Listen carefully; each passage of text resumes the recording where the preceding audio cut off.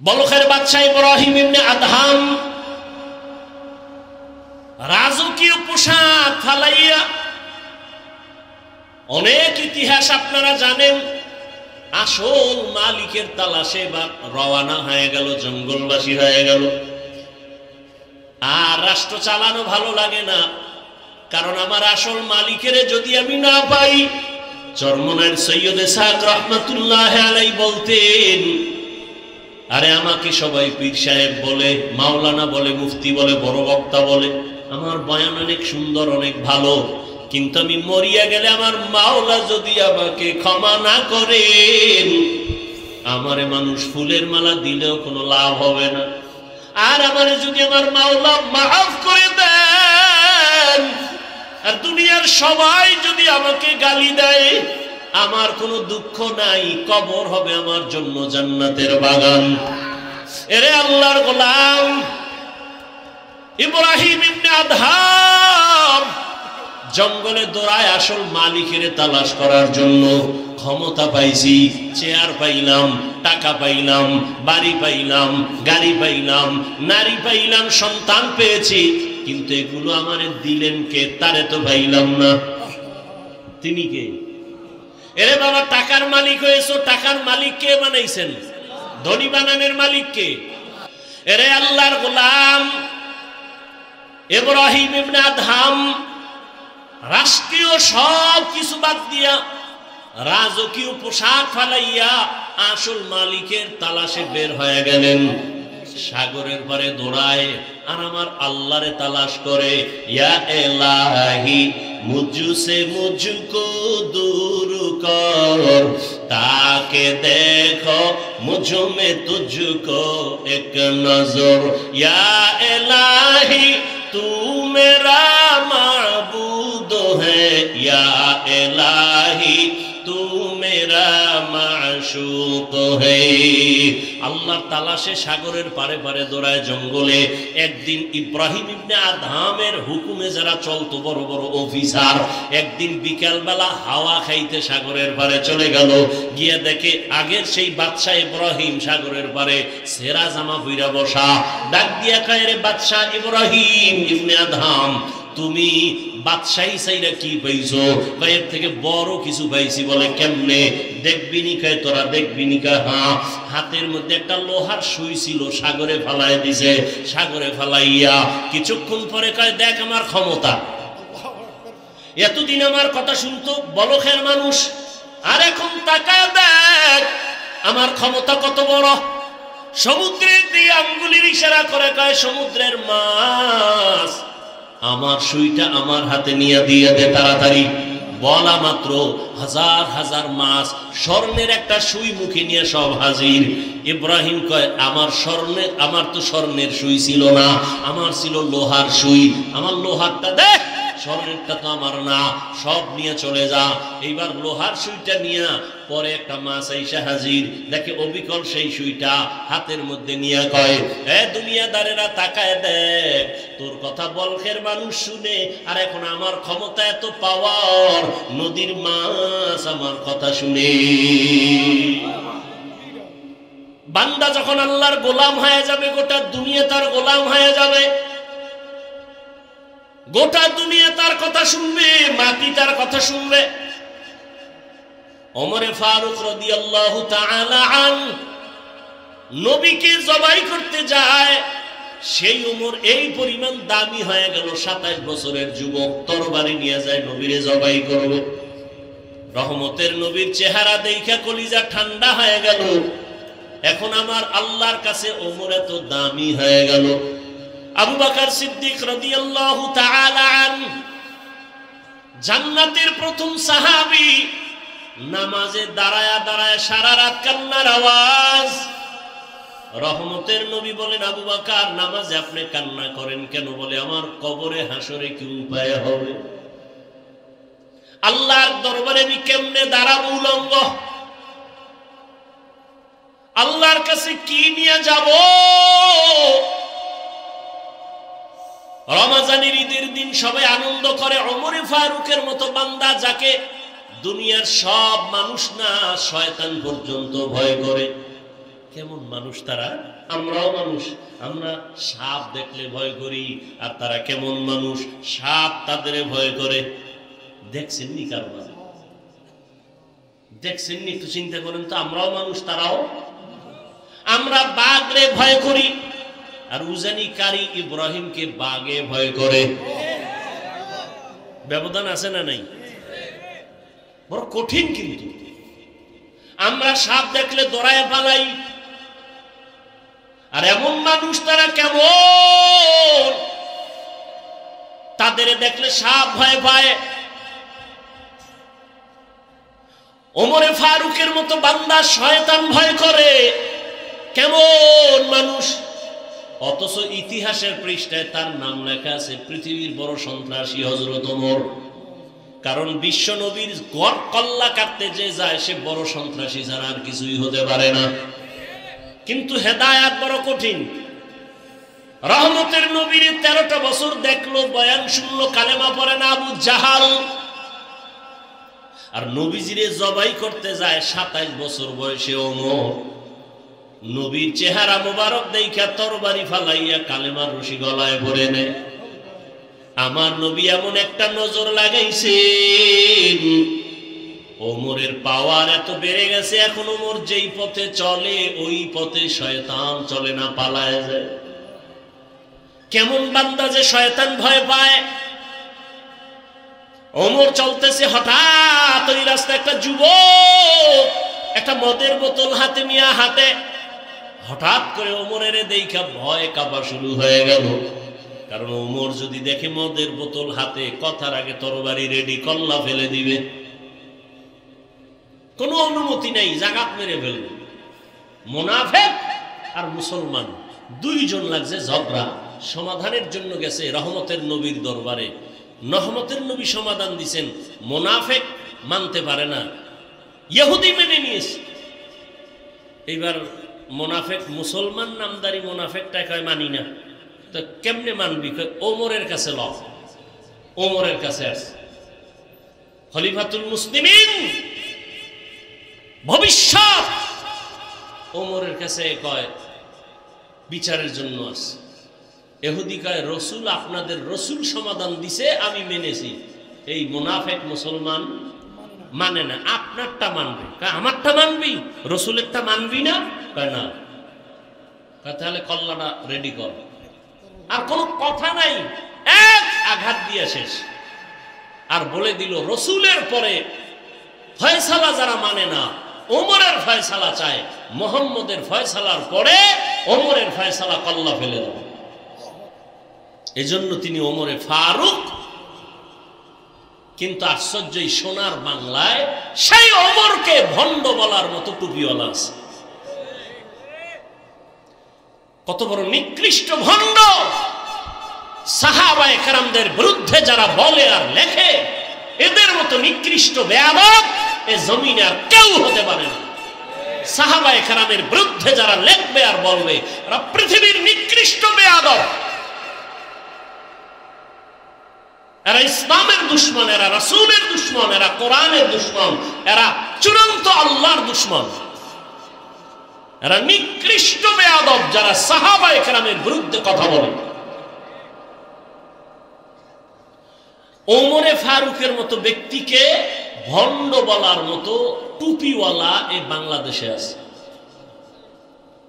আল্লাহ হেদায়েত দান করুন। এখন আপনি বলবেন হাফিজ ভাই, হিংসা কিসের হিংসা? ভণ্ডদের বিরুদ্ধে কথা বলা এটা সুন্নাত, কিসের হিংসা? রসুল ইসলামের দুশমনের বিরুদ্ধে কথা বলেন নাই, তা আপনি কি বলবেন হিংসা? ইসলামের দুশমনের বিরুদ্ধে, মুনাফিকের বিরুদ্ধে, ভণ্ডদের বিরুদ্ধে কথা বলা রসুলের তরিকায় সুন্নাত, কোরআনের আইনে ফরজ। আর আপনি বলেন হিংসা। হিংসার ডেফিনেশন জানেন আপনি?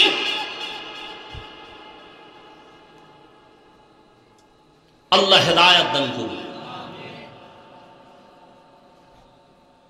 রমজানের ঈদের দিন যুবক সবাই আনন্দ করে, ওমর দরজা তালা লাগায় কাঁদে। আবু হুরায়রা রাদিয়াল্লাহু আনহু বলেন, কাঁদেন কেন? বলে জাহান্নামের ভয়। চিন্তা করতে পারেন, অথচ জান্নাতি সাহাবীদের দ্বিতীয় ওমর। যুবক মদের বোতল নিয়ে হাঁটে, ওমরের দেখে ভয়, ফালায় দিল মাইর। ওমর তো দেখে ফেলছে, বোতল দেখছে, ভিতরে কি দেখে নেই, আসতেছে। যুবক দৌড়ও দিতে পারে না, কানতেও পারে না, কলব দিয়ে আল্লাহরে ডাক দিয়ে, আল্লাহ জীবনের তরে আর মদ পান করুন না, মইরে গেল, অন্তত ওমরের হাত থেকে আমারে বাঁচাও। ওমর আইসে, খাই যুবক, তোর হাতে পাত্র কি, বোতল দে দিকে। ও দেয় না, ভয় পাইস না, দে। ওমরের হাতে বোতলটা নেওয়া মাত্রই পুরা মদের বোতলটা ওমর তাকায় দেখে, টোটালটা বোতলে পুরা সাদা দুধে ভরপুর। তারাও মানুষ, আমরাও মানুষ। আমরা বৃষ্টিকে ভয় পাই, আর এখনো বাংলার জমিনে বহু আল্লাহর ওলি আছে যাদেরকে বৃষ্টি ভয় পায়।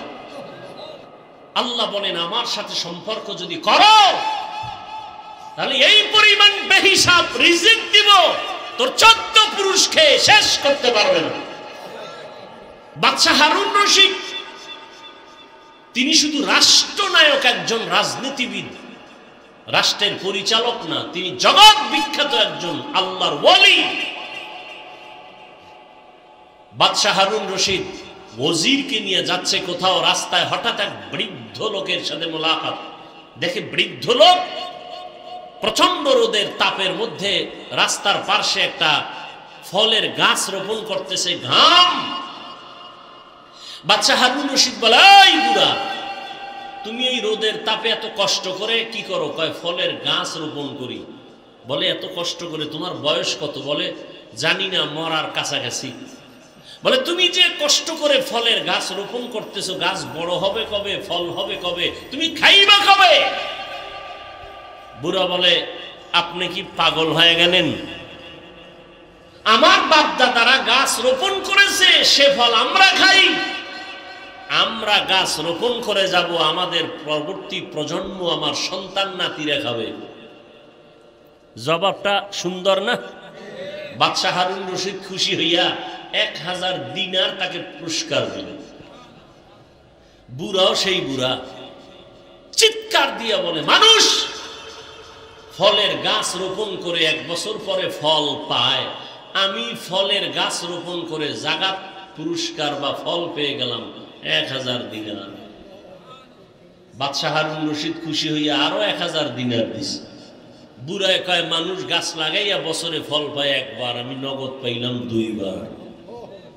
ওজির বলে, বের হয় এখান থেকে, নয় বুড়া যেই বুদ্ধি শুরু করছে তোমাকে ফকির বানায় ছাড়বে। এখান থেকে কি উপদেশ আমরা পেয়েছি? এখান থেকে উপদেশ পাই, আসল মালিকের সাথে সম্পর্ক তৈরি হয়ে গেলে তখন আর হাদিয়ার লিমিট থাকে না। এজন্য বান্দা, রিজিক যার থেকে পাইতেছো তাকে চিনো। তোর মতো যুবক স্কুল কলেজে পড়িয়া 5 ওয়াক্ত নামাজ পড়ে, তোর কপাল খারাপ কেন? তুই পারো না কেন? তোমার মতো যুবক র্যাব, আর্মি, পুলিশ, বিডিআরের চাকরি করে 5 ওয়াক্ত নামাজ পড়ে, বলো বাবা তুমি কেন পারো না? অবশ্যই তোমার উপরে আমার আল্লাহ বেজার, মা বাবা বেজার।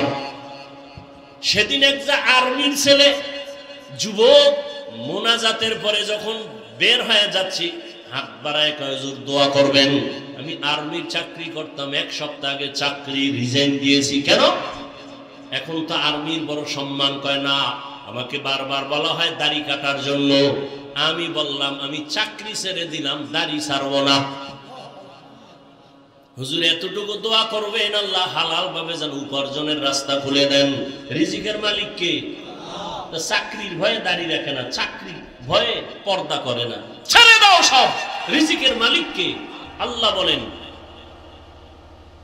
ইন্না সালাতি, ইব্রাহিম আলাইহিস সালাম দোয়া করেছিলেন আল্লাহর কাছে, ও আল্লাহ, আমার নামাজ, আমার কুরবানি, আমার বেঁচে থাকা, আমার মরে যাওয়া, সব কিছু কার জন্য?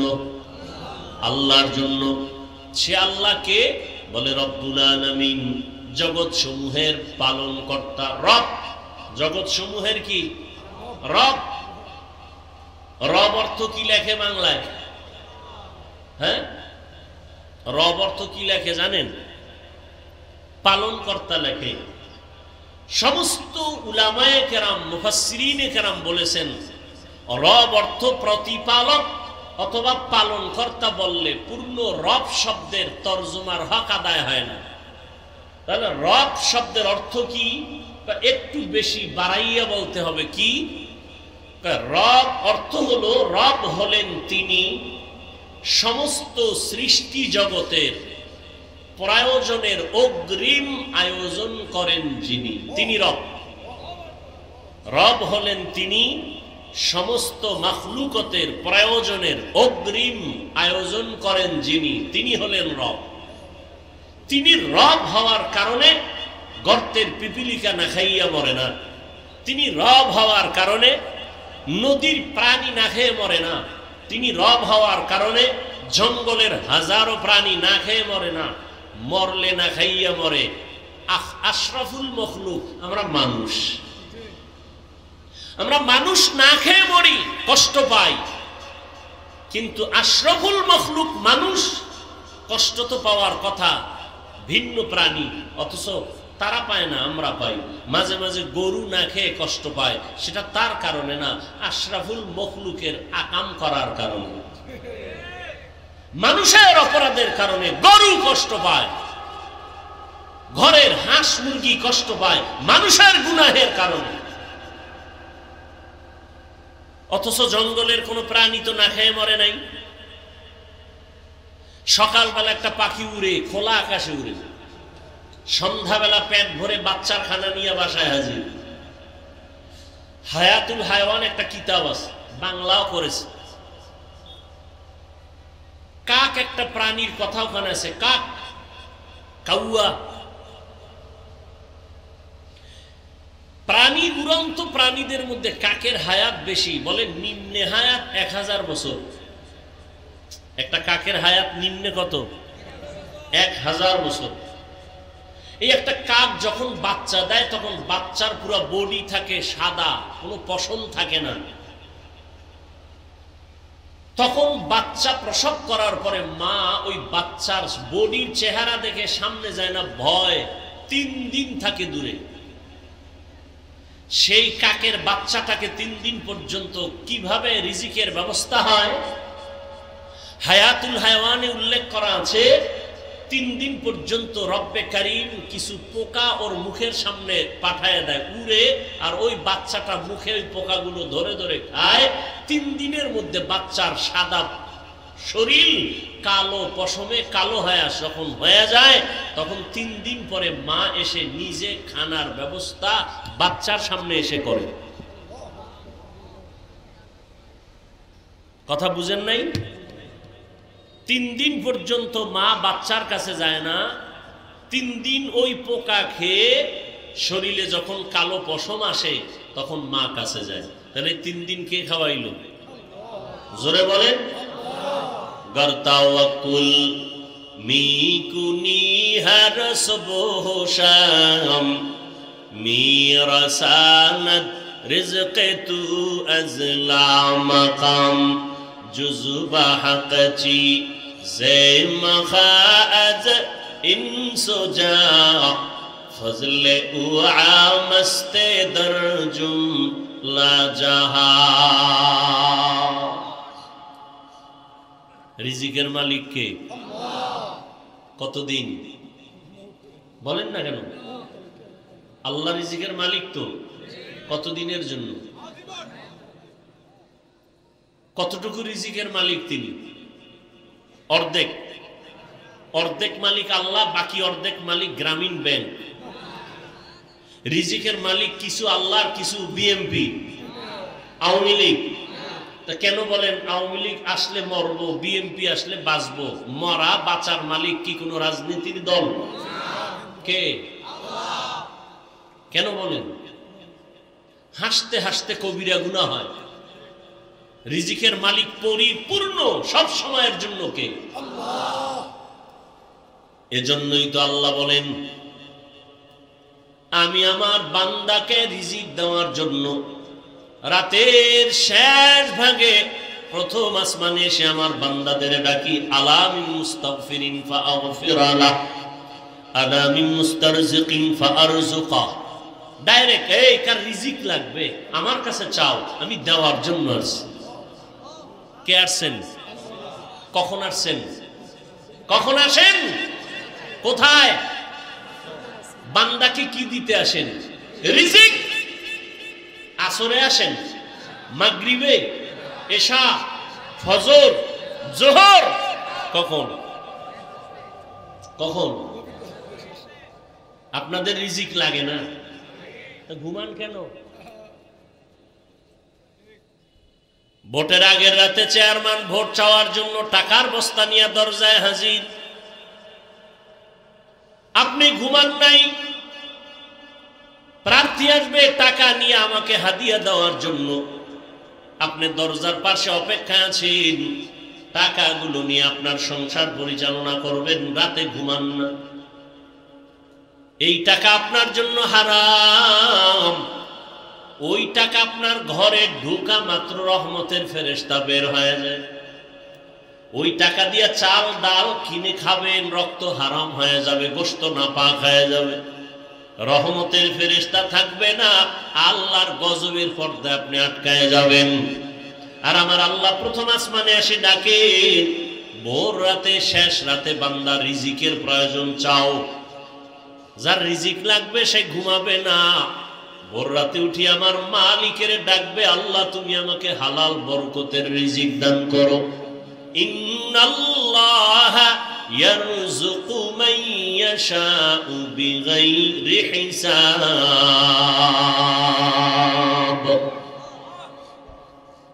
আল্লাহ রিজিক দিবেন কোনো মাপ নাই, হিসাব ছাড়া। বাদশাহ হারুন রশিদের নাম শুনছেন আপনারা? শুনে থাকলে বলুন, তার স্ত্রীর নাম কি? কি খবর নেই। দুনিয়ার সব কিছু জানেন, মুসলমানের কপাল খারাপ। ওই যে বললাম না, খানায় কষ্ট পাবে পিপিলিকা, গরু, নদীর মাছ, অথচ ওরা পায় না। আমরা পাই কেন? আমরা তো আশরাফুল মখলুক। আমরা পাই কেন? আমরা আল্লাহর দেওয়া বাতাস নেই কিন্তু শুকর আদায় করি না, বরং গাদ্দারি করি। আল্লাহর দেয়া সূর্যের আলো নেই কিন্তু আল্লাহর শুকর আদায় করি না, তাকে চিনার চেষ্টাও করি না। আল্লাহর দেয়া পানি পান করে কলিজা ঠান্ডা করি কিন্তু সে আল্লাহকে চিনি না। আল্লাহর দেয়া রাতের আধারে ঘুম, আরামে ঘুমাই, স্বাস্থ্য ঠিক করি কিন্তু সে আল্লাহকে চিনি না। কার দেওয়া রাতের আধার আমি নিলাম, কার দেয়া বাতাস নিচ্ছি, কার দেয়া সূর্যের আলো নিতেছি, এর স্রষ্টাকে তাকে চিনিই না। আল্লাহ হেদায়েত দান করুন। আল্লাহ আসেন রিজিক দেওয়ার জন্য। কি প্রয়োজন তোমার? বাদশাহ হারুন রশিদের স্ত্রীর নাম জুবায়েদা খাতুন। জুবায়েদা কোরআনে হাফেজা। তার কাজের লোক ছিল 100 নারী, সবাই হাফেজা। 24 ঘন্টার প্রতিটি সেকেন্ড জুবায়েদার ঘরে শুধু তেলাওয়াত, কোরআনের তেলাওয়াতের আওয়াজ। 1 সেকেন্ড টাইমও বাদ নাই। বলে কেমনে? ওই যে 100 মহিলা হাফেজা শিডিউল করে দিছে, টাইম ভাগ করে, তুমি আধা ঘন্টা তেলাওয়াত করো, তুমি 10 মিনিট করো, তারপরে তুমি তেলাওয়াত করে কাজে যাও। কাজও চলতেছে, তেলাওয়াতও চলতেছে। বাদশাহ হারুন রশিদ তিনি শুধু রাষ্ট্রনায়ক, একজন রাজনীতিবিদ, রাষ্ট্রের পরিচালক না, তিনি জগৎ বিখ্যাত একজন আল্লাহর ওয়ালি। বাদশাহ হারুন রশিদ ওজিরকে নিয়ে যাচ্ছে কোথাও, রাস্তায় হঠাৎ এক বৃদ্ধ লোকের সাথে মোলাকাত। দেখে বৃদ্ধ লোক প্রচন্ড রোদের তাপের মধ্যে রাস্তার পাশে একটা ফলের গাছ রোপণ করতেছে, ঘাম। বাদশাহ হারুন রশিদ বলে, এই বুড়া, তুমি এই রোদের তাপে এত কষ্ট করে কি করো? কয় ফলের গাছ রোপণ করি। বলে এত কষ্ট করে? তোমার বয়স কত? বলে জানি না, মরার কাছাকাছি। বলে তুমি যে কষ্ট করে ফলের গাছ রোপণ করতেছো, গাছ বড় হবে কবে, ফল হবে কবে, তুমি খাইবা কবে? বুড়া বলে আপনি কি পাগল হয়ে গেলেন? আমার বাপ দাদারা গাছ রোপণ করেছে, সে ফল আমরা খাই। আমরা গাছ রোপণ করে যাব, আমাদের পরবর্তী প্রজন্ম, আমার সন্তান নাতিরা খাবে। জবাবটা সুন্দর না? বাদশাহ হারুন রশিদ খুশি হইয়া 1000 দিনার তাকে পুরস্কার দিলেন। বুড়াও সেই বুড়া চিৎকার দিয়া বলে, মানুষ ফলের গাছ রোপণ করে 1 বছর পরে ফল পায়, আমি ফলের গাছ রোপণ করে জাগাত পুরস্কার বা ফল পেয়ে গেলাম 1000 দিনার। বাদশাহ হারুন রশিদ খুশি হইয়া আরো 1000 দিনার দিছে। বুড়ায় কয়, মানুষ গাছ লাগাইয়া বছরে ফল পায় একবার, আমি নগদ পাইলাম 2 বার। ওজির বলে বের হও এখান থেকে, নয় বুড়া যে বুদ্ধি শুরু করছে তোমাকে ফকির বানায় ছাড়বে। এখান থেকে কি উপদেশ আমরা পেয়েছি? এখান থেকে উপদেশ পাই, আসল মালিকের সাথে সম্পর্ক তৈরি হয়ে গেলে তখন আর হাদিয়ার লিমিট থাকে না। আল্লাহ বলেন, আমার সাথে সম্পর্ক যদি করো তাহলে এই পরিমাণ বেহিসাব রিজিক দিব, তোর 14 পুরুষ খেয়ে শেষ করতে পারবে না। হালাল রিজিকে বরকত। পুরান কথা, একটা কুকুর বাচ্চা দেয় 5টা 7টা, একটা গরু বাচ্চা দেয় 1টা। কয়টা? কতটা কুকুর জবাই হয় সোনার বাংলায়, মানুষ খায়? গরু হাজার হাজার হাজার হাজার কোটি গরু জবাই হয়, কুকুর জবাই। বরং কুকুর অনেক শ্রম দিয়ে লালন পালন করে বড় বানায়।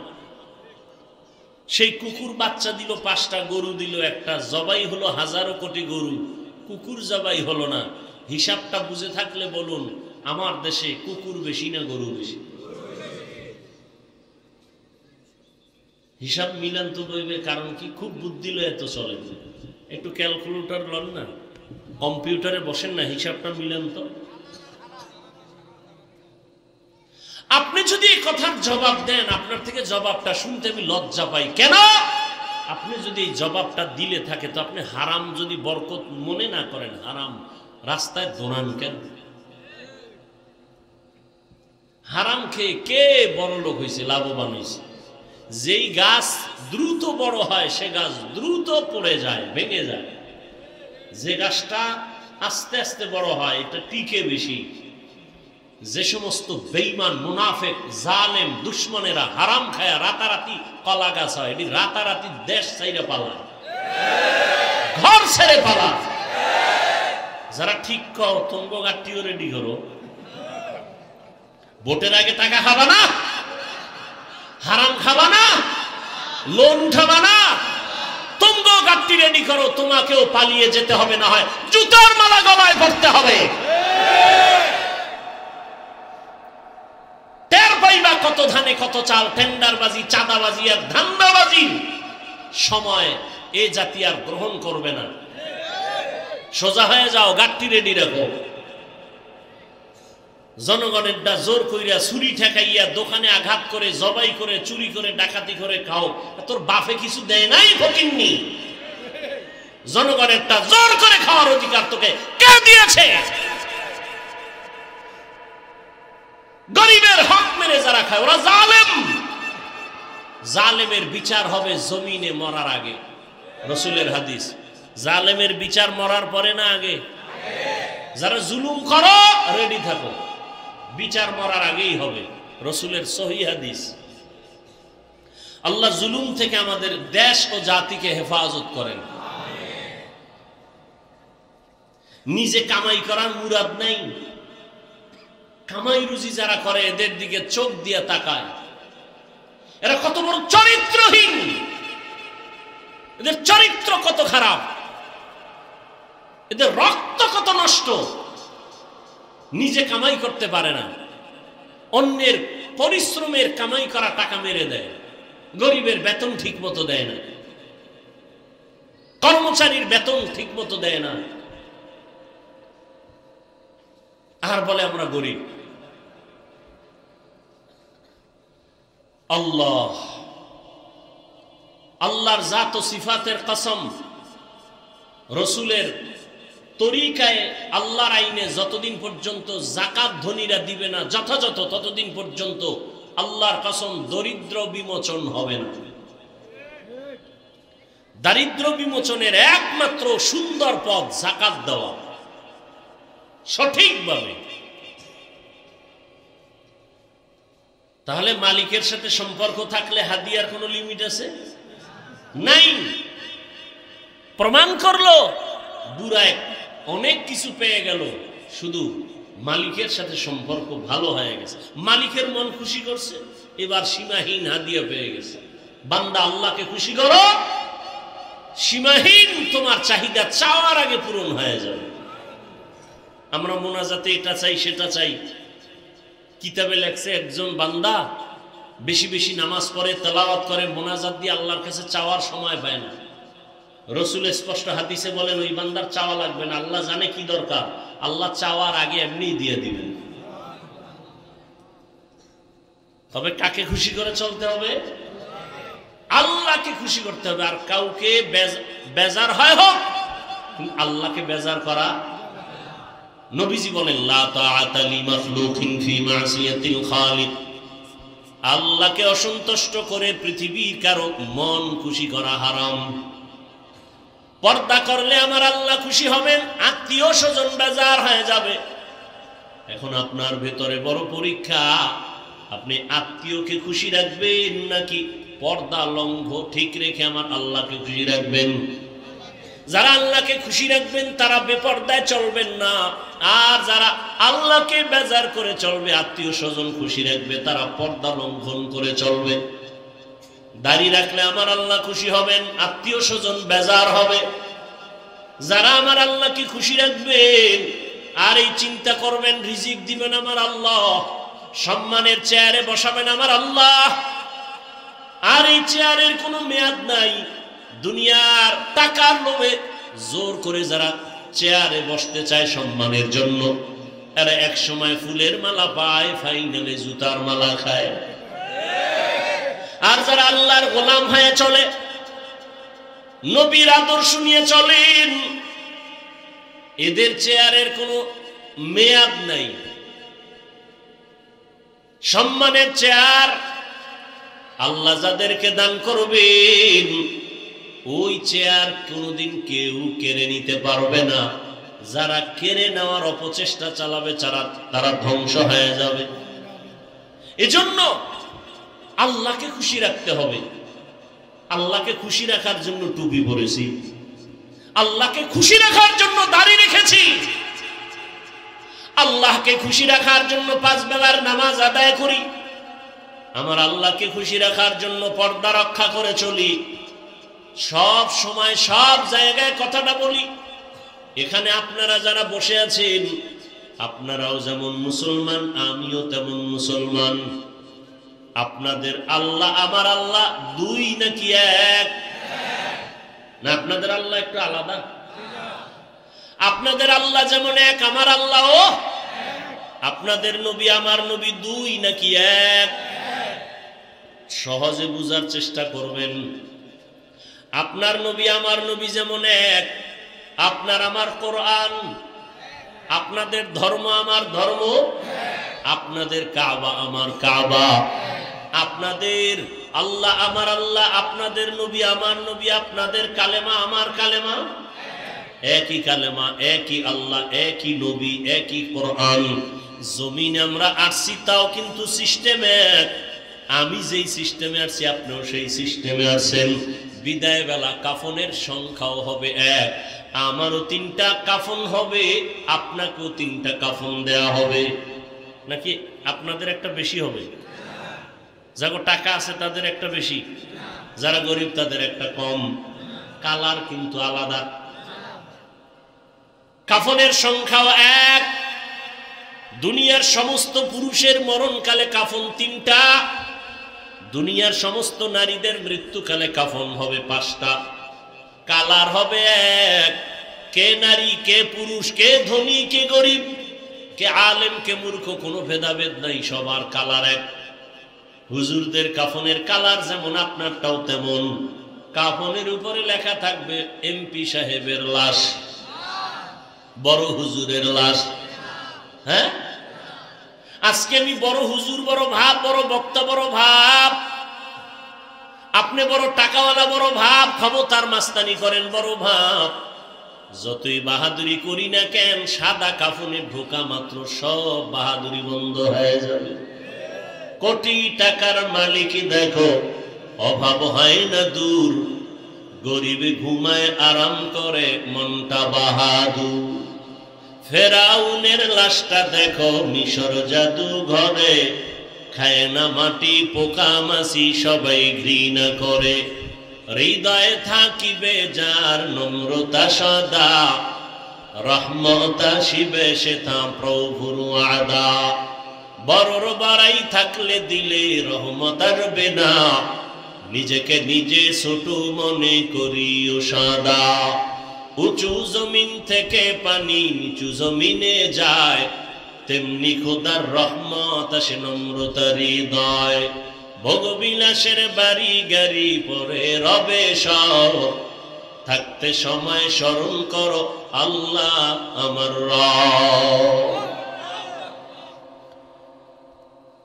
মরণকালে কাফনের কালারও সব এক, কবরের সাইজও নাকি এলাকার কবর একটু বড়। কবরে রাখিয়া যখন সব চলে যাবে, বিদায়ের পরে ফেরেশতা কবরে আইসা প্রশ্ন করবে। সবার বেলায় তিনটা একই প্রশ্ন, রবের পরিচয় দাও, ধর্মের পরিচয় দাও, রাহমাতুল লিল আলামিনের পরিচয় দাও। রহমতের নবী বলেন, এই তিন প্রশ্নের জবাব যারা দিতে পারবে তাদের কবর হবে রওজাতুম মির রিয়াজিল জান্নাহ। আর কবরে গিয়া জবাব দিতে যদি না পারে, তার কবর হবে হুফরাতুম মিন হুফারিন নার। এখন কে পারবে জবাব দিতে? আমি হুজুর, কোনো গ্যারান্টি নাই। আপনি পারবেন তাও বলা যাবে না। কবরের প্রশ্ন আমি পারবো, এই গ্যারান্টি যদি থাকতো, সাহাবায়ে কেরাম জান্নাতের টিকিট হাতে পেয়ে আর কাঁদতেন না। আবু বকর সিদ্দিক রাদিয়াল্লাহু তাআলা আনহু জান্নাতের প্রথম সাহাবী, নামাজে দাঁড়ায়া দাঁড়ায়া সারা রাত কান্নার আওয়াজ। রহমতের নবী বলেন, আবু বকর নামাজে আপনি কান্না করেন কেন? বলে, আমার কবরে হাসরে কি উপায় হবে? আল্লাহর দরবারে আমি কেমনে দাঁড়াবো উলঙ্গ? আল্লাহর কাছে কি নিয়ে যাব? রমজানের ঈদের দিন সবাই আনন্দ করে। ওমরে ফারুকের মতো বান্দা, যাকে দুনিয়ার সব মানুষ না শয়তান পর্যন্ত ভয় করে। কেমন মানুষ তারা? আমরাও মানুষ, আমরা সাপ দেখলে ভয় করি, আর তারা কেমন মানুষ, সাপ তাদের ভয় করে। দেখছেননি কারবার? দেখছেননি? একটু চিন্তা করেন তো, আমরাও মানুষ তারাও। আমরা বাঘরে ভয় করি, আর উজানি কারি ইব্রাহিমকে বাঘে ভয় করে। ব্যবধান আছে না নাই? বড় কঠিন। কিন্তু আমরা সাপ দেখলে দৌড়ায় পালাই, আর এমন মানুষ তারা কেমন, তাদের দেখলে সাপ ভয় পায়। ওমরে ফারুকের মতো বান্দা শয়তান ভয় করে। কেমন মানুষ! অথচ ইতিহাসের পৃষ্ঠায় তার নাম লেখা আছে পৃথিবীর বড় সন্ত্রাসী হযরত ওমর। কারণ বিশ্ব নবীর গড় কল্লা কাটতে যে যায়, সে বড় সন্ত্রাসী ছাড়া আর কিছুই হতে পারে না। কিন্তু হেদায়াত বড় কঠিন। রহমতের নবীর 13টা বছর দেখলো, বয়ান শুনলো, কালেমা পড়ে না আবু জাহাল। আর নবীজিরে জবাই করতে যায় 27 বছর বয়সে ওমর। নবীর চেহারা মোবারক দেইখা তরবারি ফালাইয়া কালেমার রশি গলায় ভরে নেয়। আমার নবী এমন একটা নজর লাগাইছেন, ওমরের পাওয়ার এত বেড়ে গেছে, এখন ওমর যেই পথে চলে ওই পথে শয়তান চলে না, পালায় যায়। কেমন বান্দা যে শয়তান ভয় পায়! ওমর চলতেছে, হঠাৎ ওই রাস্তায় একটা যুবক একটা মদের বোতল হাতে নিয়ে হাতে, হঠাৎ করে ওমরের দেখা ভয় কাঁপা শুরু হয়ে গেল। কারণ ওমর যদি দেখে মদের বোতল হাতে, কথার আগে তরবারি রেডি, কল্লা ফেলে দিবে, কোনো অনুমতি নাই, জাগাত মেরে ফেলবে। মুনাফিক আর মুসলমান দুইজন লাগছে ঝগড়া, সমাধানের জন্য গেছে রহমতের নবীর দরবারে। রহমতের নবী সমাধান দিছেন, মুনাফিক মানতে পারে না, ইহুদি মেনে নিয়েছে। এইবার মুনাফিক, মুসলমান নামদারি মুনাফিকটা কয় মানি না। তো কেমনে মানবি? ওমরের কাছে ল। ওমরের কাছে আসে খলিফাতুল মুসলিমিন, ভবিষ্যৎ ওমরের কাছে কয় বিচারের জন্য আছে। ইহুদি কয় রসুল, আপনাদের রসুল সমাধান দিছে, আমি মেনেছি। এই মুনাফিক মুসলমান মানে না, আপনারটা মানবে। আমারটা মানবি, রসুলেরটা মানবি না? কয় না। তাহলে কল্লাটা রেডি কর। আর কোন কথা নাই, এক আঘাত দিয়ে শেষ। আর বলে দিল রসুলের পরে ফয়সালা যারা মানে না, ওমরের ফয়সালা চায়, মুহাম্মদের ফয়সালার পরে ওমরের ফয়সালা কল্লা ফেলে দাও। এজন্য তিনি ওমরে ফারুক। কিন্তু আশ্চর্য, সোনার বাংলায় সেই ওমরকে ভণ্ড বলার মতো টুপিওয়ালা আছে। কত বড় নিকৃষ্ট ভণ্ড! সাহাবায়ে কেরামদের বিরুদ্ধে যারা বলে আর লেখে, এদের মতো নিকৃষ্ট বেয়াদব এ জমিনে আর কেউ হতে পারে না। সাহাবায়ে কেরামের বিরুদ্ধে যারা লেখবে আর বলবে, এরা পৃথিবীর নিকৃষ্ট বেয়াদব। এরা ইসলামের দুশ্মন, এরা রাসূলের দুশ্মন, এরা কোরআনের দুশ্মন, এরা চূড়ান্ত আল্লাহর দুশ্মন। এরা নিকৃষ্ট বেয়াদব যারা সাহাবায়ে কেরামের বিরুদ্ধে কথা বলে। ওমরে ফারুকের মতো ব্যক্তিকে ভণ্ড বলার মতো টুপিওয়ালা এই বাংলাদেশে আছে। আল্লাহ হেদায়েত দান করুন। এখন আপনি বলবেন হাফিজ ভাই, হিংসা কিসের হিংসা? ভণ্ডদের বিরুদ্ধে কথা বলা এটা সুন্নত, কিসের হিংসা? রসুল ইসলামের দুশ্মনের বিরুদ্ধে কথা বলেন নাই, তা আপনি কি বলবেন হিংসা? ইসলামের দুশ্মনের বিরুদ্ধে, মুনাফিকের বিরুদ্ধে, ভণ্ডদের বিরুদ্ধে কথা বলা রসুলের তরিকায় সুন্নত, কোরআনের আইনে ফরজ। আর আপনি বলেন হিংসা। হিংসার ডেফিনেশন জানেন আপনি?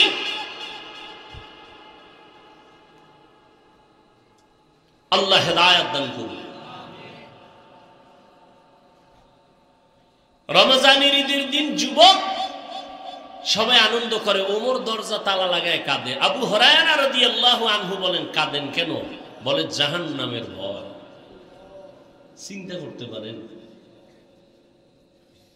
অথচ জান্নাতি সাহাবীদের দ্বিতীয় ওমর। যুবক মদের বোতল নিয়ে হাতে, ওমরের দেখে ভয়, ফালায় দিল মাইর।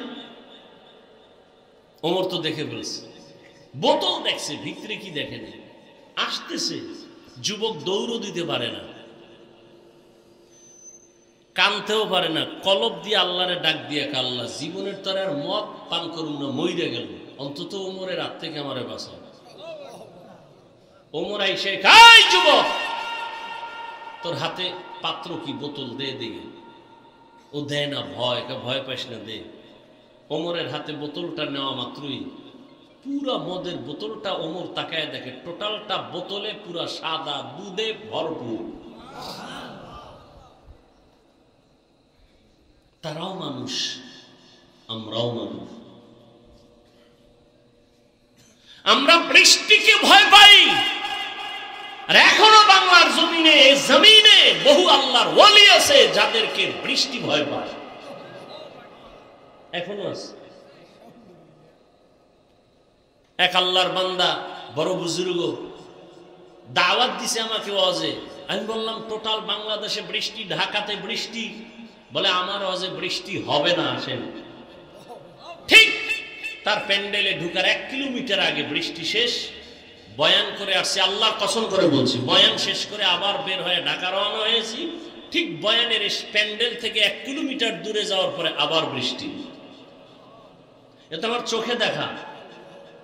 আমরা বৃষ্টিকে ভয় পাই, আর বৃষ্টি ওই আল্লাহর ওলিকে ভয় পায়। কারণ আল্লাহর সব থেকে প্রিয় হলো মানুষ। বৃষ্টি তো আল্লাহর প্রিয় না, বৃষ্টি আমাদের গোলাম। সূর্য আমাদের গোলাম, চাঁদ আমাদের গোলাম, বাঘ আমাদের গোলাম। আপনাদের গ্রাম এলাকায় গরু দিয়া চাষাবাদ করে না? করে না? এই চাষি যারা গরু দিয়া হাল চাষ করে এরা কি বিএ পাস? আমগো গ্রামের ভাষায় কারা লাঙ্গল ভাস। এক কথায় তারা নিম্নের মোটামুটি দুর্বল মানুষ, অতটা শিক্ষিত না। আমাকে সত্য কথা জবাব দিবেন, শুরুতেই বলছি, মানেন আর না মানেন সত্যটা স্বীকার করবেন। এই যে চাষাবাদ করে সাধারণ মানুষ, এদের কথা গরু শুনে? বলেন না কেন? গরুটারে যখন বলে ডানে যা যায়নি, বামে যা যায়নি, দাঁড়ায় থাকেনি। একটা মূর্খ বেনামাজি সাধারণ মানুষের কথা যদি গরু শুনে, একজন তাহাজ্জুদওয়ালা জিকির করনেওয়ালা আল্লাহর গোলাম কারি ইব্রাহিমের কথা কেন বাঘ শুনবে না? খাকো বাদ আবাতিশ বান্দান বামানো তু মুর্দা বাহা জিন্দান। কারি ইব্রাহিমের কথা বাঘ কেমনে শুনলে? এটা হাফিজ সাহেব বললে এটা গাঞ্জাখুরি কথা। কারি ইব্রাহিম কইছে বাঘ তুই চলে যা, আমরা এখানে থাকবো উজানিতে, তুই জঙ্গল সার। বাঘ বাচ্চা কাঁদেলে লালমাই দৌড়। কোথায়? এখন বলে এটা গাঞ্জাখুরি কথা। ওরে নিমক হারাম মূর্খ। একটা চাষির কথা যদি গরু শুনে, একজন তাকওয়াওয়ালার কথা বাঘ শুনবে না কেন? বাঘ তো মানুষের গোলাম, সাপ তো মানুষের গোলাম। মানুষ যখন আল্লাহর গোলামি করে পুরা দুনিয়া তার গোলাম হয়ে যায়। বলখের বাদশাহ ইব্রাহিম ইবনে আদহাম রাজকীয় পোশাক ফালাইয়া, অনেক ইতিহাস আপনারা জানেন, আসল মালিকের তালাশে বা রওয়ানা হয়ে গেল, জঙ্গলবাসী হয়ে গেল। আর রাষ্ট্র চালানো ভালো লাগে না, কারণ আমার আসল মালিকের যদি আমি না পাই, আমার এই চেয়ার দিয়ে কোনো লাভ নাই। চরমনার সৈয়দ ইসহাক রহমাতুল্লাহ আলাইহি বলতেন, আরে আমাকে সবাই পীর সাহেব বলে, মাওলানা বলে, মুফতি বলে, বড় বক্তা বলে, আমার বয়ান অনেক সুন্দর, অনেক ভালো, কিন্তু আমি মরিয়া গেলে আমার মাওলা যদি আমাকে ক্ষমা না করেন, আমারে মানুষ ফুলের মালা দিলেও কোনো লাভ হবে না। আর আমারে যদি আমার মাওলা মাফ করে দেন, আর দুনিয়ার সবাই যদি আমাকে গালি দেয়, আমার কোনো দুঃখ নাই, কবর হবে আমার জন্য জান্নাতের বাগান। এরে আল্লাহর গোলাম ইব্রাহিম ইবনে আদহাম জঙ্গলে দৌড়ায় আসল মালিকের তালাশ করার জন্য। ক্ষমতা পাইছি, চেয়ার পাইলাম, টাকা পাইলাম, বাড়ি পাইলাম, গাড়ি পাইলাম, নারী পাইলাম, সন্তান পেয়েছি, কিন্তু এগুলো আমারে দিলেন কে? তারে তো পাইলাম না। তিনি কে? এরে বাবা, টাকার মালিক হয়েছো, টাকার মালিক কে বানাইছেন? ধনী বানানোর মালিক কে? ইয়া আইয়ুহান নাস আনতুমুল ফুকারাউ ইলাল্লাহ ওয়াল্লাহু হুয়াল গনিয়্যুল হামিদ।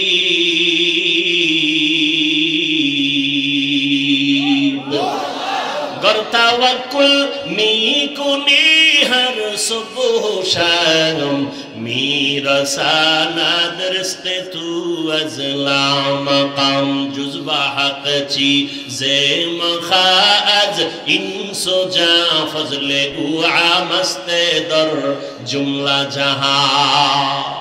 এরে নবীর আশিক, নবী যদি কইয়া ফেলায় তুই আমার আশিক, আর জান্নাত পাইতে কোনো টিকিট লাগবে? কিন্তু তুমি কপালে লেখছো আমি নবীর আশিক, কিয়ামতের ময়দানে আমার নবী যদি কয় তুই আমার আসল আশিক না, আর উপায় নাই, জাহান্নাম ছাড়া কোনো পথ থাকবে না। এরে আল্লাহর গোলাম ইব্রাহিম ইবনে আদহাম রাষ্ট্রীয় সব কিছু বাদ দিয়া, রাজকীয় পোশাক ফালাইয়া আসল মালিকের তালাশে বের হয়ে গেলেন। সাগরের পারে দৌড়ায় আর আমার আল্লাহরে তালাশ করে, ইয়া ইলাহি মুঝসে মুঝকো দূর কর, তাকে দেখো মুঝ মে তুঝকো এক নজর, ইয়া ইলাহি তু মেরা মাবুদ হ্যায়, ইয়া ইলাহি তু মেরা মাশুক হ্যায়। আল্লাহর তালাশে সাগরের পারে পারে দৌড়ায়, জঙ্গলে। একদিন ইব্রাহিম ইবনে আদহামের হুকুমে যারা চলতো বড় বড় অফিসার, একদিন বিকাল বেলা হাওয়া খাইতে সাগরের পারে চলে গেল। গিয়ে দেখে আগের সেই বাদশাহ ইব্রাহিম সাগরের পারে সেরা জামা পইরা বসা। ডাক দিয়া কয়, রে বাদশাহ ইব্রাহিম ইবনে আদহাম, তুমি বাদশাহী চাইরা কি পাইছো? এর থেকে বড় কিছু পাইছি। বলে কেমনে? দেখবি নি? কয় তোরা দেখবি নি? কয় হ্যাঁ। হাতের মধ্যে একটা লোহার সুই ছিল, সাগরে ফালাই দিছে। সাগরে ফালাইয়া কিছুক্ষণ পরে কয়, দেখ আমার ক্ষমতা। এতদিন আমার কথা শুনতো বলখের মানুষ, আর এখন তাকায় দেখ আমার ক্ষমতা কত বড়। সমুদ্রের দিয়ে আঙ্গুলির ইশারা করে কয়, সমুদ্রের মাছ আমার সুইটা আমার হাতে নিয়ে দিয়ে দে তাড়াতাড়ি। বলা মাত্র হাজার হাজার মাছ স্বর্ণের একটা সুই মুখে নিয়ে সব হাজির। ইব্রাহিম কয়, আমার তো স্বর্ণের সুই ছিল না, আমার ছিল লোহার সুই। আমার লোহারটা দে, স্বর্ণেরটা তো আমার না, সব নিয়ে চলে যা। এইবার লোহার সুইটা নিয়ে পরে একটা মাছ আইসা হাজির, দেখে অবিকল সেই সুইটা হাতের মধ্যে নিয়ে কয়, এ দুনিয়াদারেরা তাকায় দেখ, তোর কথা বলখের মানুষ শুনে, আর এখন আমার ক্ষমতা এত পাওয়ার, নদীর মাছ আমার কথা শুনে। বান্দা যখন আল্লাহর গোলাম হয়ে যাবে, গোটা দুনিয়া তার গোলাম হয়ে যাবে। গোটা দুনিয়া তার কথা শুনবে, মাটি তার কথা শুনবে। ওমরে ফারুক রাদিয়াল্লাহু তাআলা আনহু নবীকে জবাই করতে যায়, সেই উমর এই পরিমাণ দামি হয়ে গেল। 27 বছরের যুবক তরবারি নিয়ে যায় নবীরে জবাই করবে।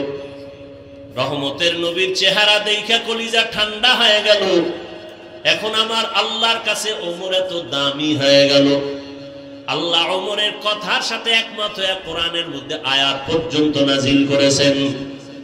এই জন্য বান্দা, রিজিক যার থেকে পাইতেছো তাকে চিনো। এই যে জিব্বা নামের মেশিন নাড়ায় নাড়ায় কত কথা বলতেছি, মাইকে কথা বলি, বিদ্যুতের বাতি জ্বলে, চার্জ যায়, বিল দেওয়া লাগে। গাড়ি চলে, ব্যাটারির মধ্যে চার্জ লাগে, ব্যাটারি ড্যামেজ হয়ে যায়, কিনতে হয়।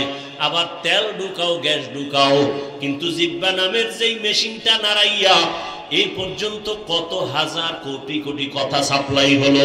কোনদিন তো এই মেশিন, কোন মেশিনে কথা বলতেছে, মেশিনকে বানাইলো, মেশিনের তৈল পেট্রোলকে দেয়, জিব্বা কোনদিন ব্যথাও করে না।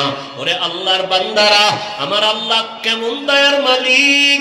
ও বান্দা, তুমি এত সুন্দর চেহারার বড়াই করো, একবার ওকে চিন্তা করেছো এই চেহারা বানানেওয়ালা কত সুন্দর? তোমার চেহারা অত সুন্দর, বানানেওয়ালা আরো কত সুন্দর। চিন্তা করেছো এই চেহারা বানানেওয়ালা কে? সূর্যের দিকে তাকায় দেখো কত সুন্দর, কিন্তু যিনি বানাইছেন তিনি আরো কত সুন্দর। তাকে একবার চিনো। কণ্ঠ এত সুন্দর কে বানাইছেন? বানানেওয়ালা আল্লাহ আরো কত সুন্দর।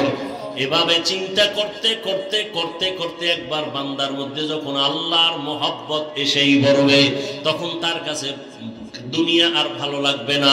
নামাজ না পড়লে ভালো লাগবে না, রোজা না রাখলে ভালো লাগবে না। এরে আল্লাহর মহব্বত একবার যদি ঢুকিয়া যায়, মাওলানা হওয়া লাগবে না, স্কুলে পড়িয়াও সে আল্লাহর গোলামিতে পরিণত হবে। ও যুবক বাবারা, বৃদ্ধ বাবাজি, পর্দার আড়ালের মা বোনেরা, একটু আগেই তো বলতেছিলাম আপনার আমার আল্লাহ এক, নবী এক, কোরআন এক, কাবা এক, ধর্ম এক, কালেমা এক, দুনিয়াতে আসছি তাও এক, বিদায়বেলা কাফন সংখ্যা এক, কালারও এক, কবরের সাইজও এক, প্রশ্ন তিনটা তাও এক। ও আল্লাহর বান্দারা, এরপরও কেন আপনাকে আমার বয়ান করা লাগে? বয়ান তো তাদেরকে করবো যারা আল্লাহ চিনে না, নবী চিনে না, কিয়ামত বুঝে না, কোরআন বুঝে না। অথচ আপনারা আল্লাহও চিনেন, নবীও চিনেন, কোরআনও চিনেন, হাদিসও চিনেন। আপনাকে বয়ান করবো কেন?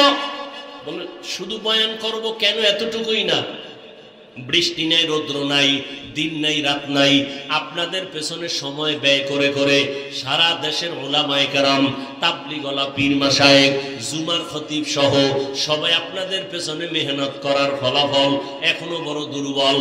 একই আল্লাহর গোলাম, একই নবীর উম্মত, আমিও আল্লাহর গোলাম, আপনারা আল্লাহর গোলাম, অথচ আমি টুপি খুলতে চাই না, বড় লজ্জা। আর আপনি কেমন আল্লাহর গোলাম যে টুপি দিতে চান না? লজ্জা।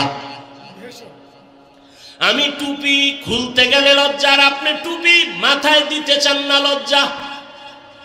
আমিও মুসলমান, আপনিও মুসলমান, আমি দাড়ি কাটতে গেলে লজ্জা, আপনি দাড়ি রাখতে গেলে লজ্জা। আমি দাড়ি কাটতে চাই না, মরিয়া যাব, আর আপনি দাড়ি রাখতে চান না, লজ্জা লাগে। আমি মসজিদে না ঢুকলে লজ্জা, আপনার মসজিদে ঢুকতে গেলে লজ্জা। আমি পর্দা না করলে লজ্জা পাই, আর আপনি পর্দা করতে গেলে লজ্জা পান। বিষয় কি? আপনিও মুসলমান, আমিও মুসলমান। তার মানে এটা না যে আমার মতো সবাই হুজুর হইয়া যান, আমার মতো সবাই টুপিওয়ালা, দাড়িওয়ালা, পাগড়ি লাগান, তাও বলছি না। বরং আপনি স্কুলে পড়েন, কলেজে পড়েন, চাকরি করেন, ব্যবসা করেন, কোনো বাধা নাই, ওখানে থেকে আমার মাওলার হুকুম মতো জীবন চালান। আপনার মতো কত জেনারেল লাইনের মানুষ স্কুলে পড়ে, কলেজে পড়ে, চাকরি করে, ব্যবসা করে, আবার নামাজও পাঁচ ওয়াক্ত পড়ে। সত্যটা বলেন, আছে না নাই? আপনি বাসায় যাইয়া জুতা দিয়ে কপালের উপরে বাড়ি মেইরা নিজেরে বলেন তোর কপাল পোড়া কেন? কোন হুজুরের ওয়াজের দরকার নাই, নিজের কপালকে নিজে বাড়ি দিয়ে বলেন যে কপাল পোড়া। তোর মতো যুবক স্কুল কলেজে পড়িয়া পাঁচ ওয়াক্ত নামাজ পড়ে, তোর কপাল খারাপ কেন? তুই পারো না কেন? তোমার মতো যুবক র্যাব, আর্মি, পুলিশ, বিডিআরের চাকরি করে, পাঁচ ওয়াক্ত নামাজ পড়ে, বলো বাবা তুমি কেন পারো না? অবশ্যই তোমার উপরে আমার আল্লাহ বেজার, মা বাবা বেজার। সেদিন একটা আর্মির ছেলে যুবক মোনাজাতের পরে যখন বের হয়ে যাচ্ছি, হাত বাড়ায় কয় হুজুর দোয়া করবেন। আমি আর্মির চাকরি করতাম, এক সপ্তাহ আগে চাকরি রিজাইন দিয়েছি। কেন? এখন তো আর্মির বড় সম্মান। কয় না, আমাকে বারবার বলা হয় দাড়ি কাটার জন্য। আমি বললাম আমি চাকরি ছেড়ে দিলাম, দাড়ি ছাড়বো না। হুজুর এতটুকু দোয়া করবেন আল্লাহ হালাল ভাবে যেন উপার্জনের রাস্তা খুলে দেন। রিজিকের মালিক কে? চাকরির ভয়ে দাড়ি রাখে না, চাকরির ভয়ে পর্দা করে না। ছেড়ে দাও সব, রিজিকের মালিক কে? আমরা না খায় মরছি।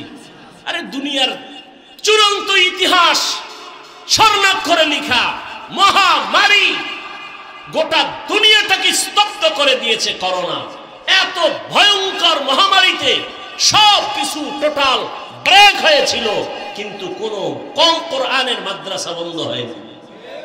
কোন হুজুর না খাইয়া, ট্রিপল মাস্ক লাগাইয়া সবাই করোনা থেকে দূরে। বাবায় মরে, ছেলে কাছে যায় না, করোনা। কিন্তু সেই সময়ের ইতিহাস ভুলে যাইও না রে যুবক বাবারা। ওই সময় আমার মতো টুপিওয়ালারা এই করোনার লাশগুলো নিজের কাঁধে নিয়ে গোসল করাইয়া, কাফন পরাইয়া কবরে রাখছে। একজন হুজুরেও করোনায় মরে নাই। মারা গেছে কেউ? দুনিয়ার সবাই ভেজালে আছে, কিন্তু কোরআন আর রসুলের আদর্শ যাদের কাছে আছে এদের কোনো টেনশনই নাই। কি? আমরা ইসলামের রাজনীতির বয়ান করি, তাবলীগের লাইনে চলি।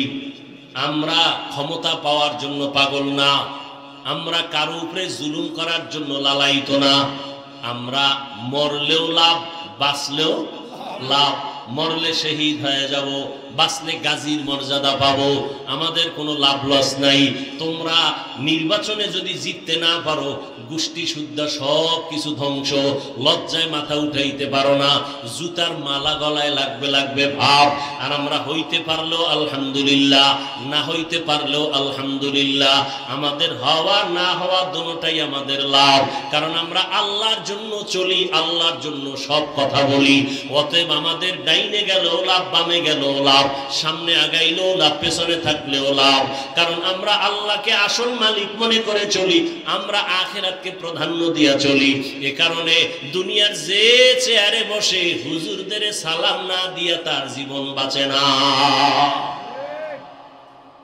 যারা বেয়াদবি করে ওরা ধ্বংস, আলেমের সাথে যতটা বেয়াদবি করছে সবগুলো ধ্বংস, মরার আগেই ধ্বংস। ভাইরা আমার,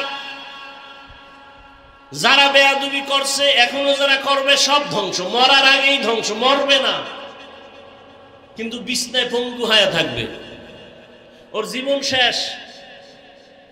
ভাইরা আমার,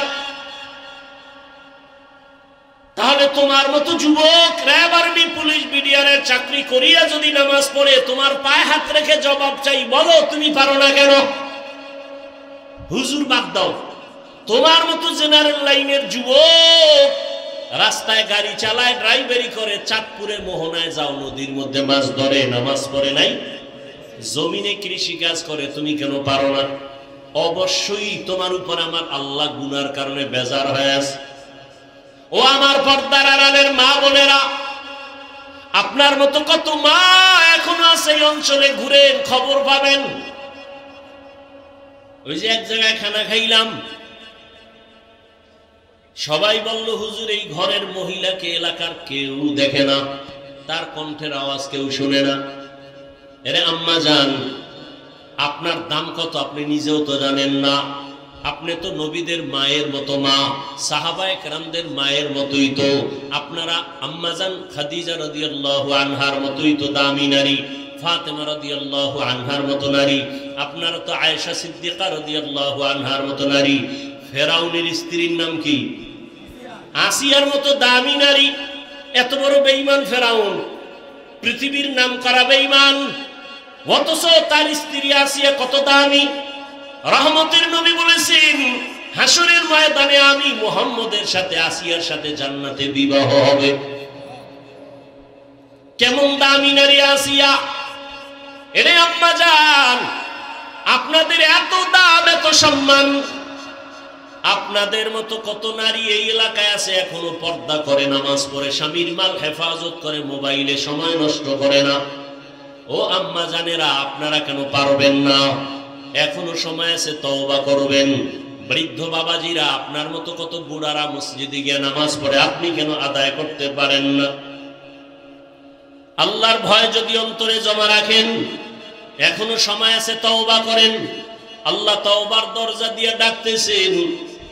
মনেরে বুঝাইয়া মনে মনে আল্লাহকে বলেন, হে মালিক, আমার মতো কত যুবক, আমার মতো কত বুড়া, আমার মতো কত নারী এখনো আছে পর্দা করে, নামাজ পড়ে, আমি কেন পারি না?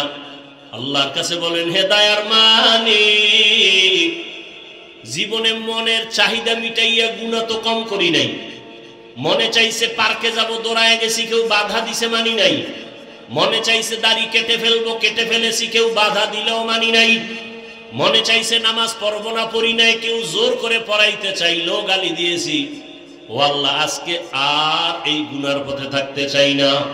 এরকম অন্যায় করতে করতে মৃত্যুর দরজায় হাজির হয়ে গেছি। ও যুবক বাবারা, কয়দিন আর যৌবনের বাহাদুরি করবা? কয়দিন? বুড়া হইয়া মরার গ্যারান্টি নাই। এমন একটা দিন নাই যে যুবকের লাশ দেখা যায় না। পানির নিচে, গাড়ির নিচে, ঘুমের বিছানায় যুবকের লাশ, মহামারী করোনায় যুবকের লাশ। ও আল্লাহর বান্দারা, এখনো তওবা করে নাও। স্কুলে পড়ো, কলেজে পড়ো, চাকরি করো, ব্যবসা করো, আর নামাজ ছাড়বা না, দাড়ি কাটবা না, বেপরদায় চলবা না। মা বাবার দোয়া নিয়ে, শিক্ষকের দোয়া নিয়ে, উলামায়ে কেরামের পরামর্শ নিয়ে, নবীজির আদর্শ মেনে চলবা। বৃদ্ধ বাবাজিরাও তওবা করেন, মা বোনেরাও তওবা করেন। আর নামাজ ছাড়বেন না, বেপরদায় চলবেন না, মোবাইলে সময় নষ্ট করবেন না, স্বামীর মাল খেয়ানত করবেন না, আল্লাহর মোহাব্বত নিয়ে চলবেন, সন্তানটাকে আদর্শ সন্তান বানাবেন। ডাক্তার হলেও যেন বেয়াদব না হয়, ইঞ্জিনিয়ার হলেও যেন বেয়াদবি না করে, ব্যবহারে যেন কেউ কষ্ট না পায়। আল্লাহর কাছে দোয়া করিয়া আদর্শ সন্তানের মা হইয়া যান। সন্তানের কারণে আপনার সম্মান ইজ্জত বেড়ে যাবে। সন্তান ডাক্তার হলেও কোরআন পড়বে, মা বাবার জন্য দোয়া করবে। ও আল্লাহর বান্দারা, আল্লাহর কাছে তওবা করেন। মরিয়া গেলে যাব আর নামাজ ছাড়বো না, দাড়ি কাটবো না, বেপরদায় চলবো না, জাহান্নামের আগুনের গরম সহ্য করা যাবে না। নবীজির সুন্নত অনুযায়ী চলবো, উলামায়ে কেরামের পরামর্শ দোয়া নিয়ে চলবো। তওবা করার মতো যদি কারো অন্তর তৈরি হয়, মুনাফিকি না থাকে, খাঁটি তওবার নিয়ত যাদের আছে, দুটো হাত আল্লাহকে দেখাইয়া দাও। আয় আল্লাহ, হাতগুলো কবুল করে নেন, তওবা কবুল করে নেন, তওবার উপরে মজবুত হইয়া চলার তৌফিক দান করেন, আমিন।